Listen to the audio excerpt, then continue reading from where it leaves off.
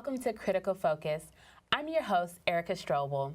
Here on Critical Focus, we discuss current trends in film, photography, and visual media platforms. Today we are focusing on the growing trend of cell phone photography and its impact to the professional photography industry.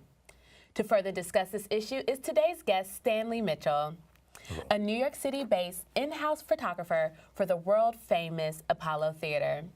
Stanley has captured many celebrities and historical moments throughout the years. Welcome, Stanley. Thank you. In your professional opinion, where do you see photography today? I see photography making great progress because it's digital. Digital was an amazing, affordable, and easy way to make photography more accessible to everybody. And for the professional, it becomes more cost-effective because we don't have to have film anymore. And we can see photos immediately, so we know if we have to adjust lights or anything like that to achieve the photo that we're looking for. So it's an amazing time. It hasn't gone, it still has farther to go because we have editing software that also aids in photography. You could do things with Photoshop that was unheard of during the film. And also you can take your cell phone photos into Photoshop and work on them the same way. Yeah. Right. We've all seen the billboards around the city and ads on TV highlighting the capabilities of cell phones now, and increasingly the quality of pictures that can be captured using one's phone. What are your thoughts on the rise of cell phone photography? Well, as you said, everybody has a cell phone. Almost everybody has a cell phone, and almost every cell phone now has a camera. I've seen everybody takes these selfie photos. It's all over social media, and it's okay. It's great because everybody has one. It's great. As a professional medium, it has a long way to go because there are a lot of things that my cameras that I use in my studio can do that the cell phone is nowhere near in terms of quality and manual operation and lens changing, different lenses. So with that respect, it's great for the everyday person that wants to just take a photo snapshot of your event or whatever. And for the professional, I would stick with the professional cameras. I wouldn't quite give up my professional camera yet for a cell phone. Well, cell phones are now a second appendage to everyone. Like, I'm always using my phone. It's always in my hand. And I've abandoned my personal camera altogether. I know.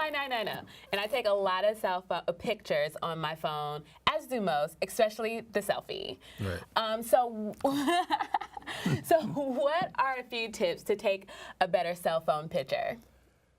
If you look at the rule of thirds, lighting and composition, if you incorporate those three techniques into your everyday photo, selfies, or however you want to take them, you'll see an improvement in the quality of your photos.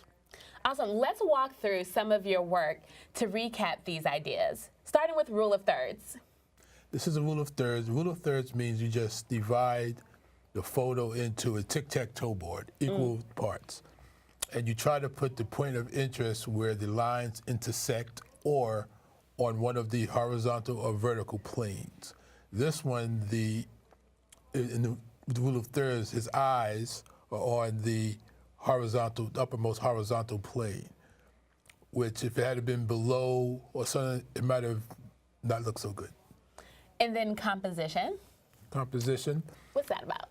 Is you try to find your subject in an interesting act, or you pose them interestingly.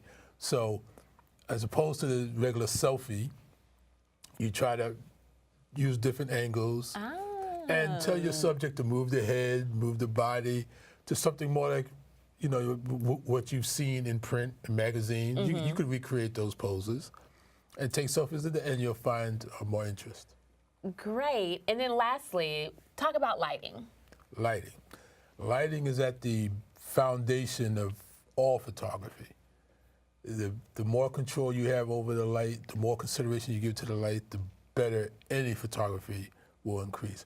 This one is I did this purposely to add depth and drama to the face, because we're trying to create a three-dimensional look in a two-dimensional forum. So we use different patterns of light to give different looks, to smooth out the skin, and to, you know, accentuate what we want and to give it more of a realistic look. Right. So whether you're a novice or budding professional, I hope that you've learned a new trick or two.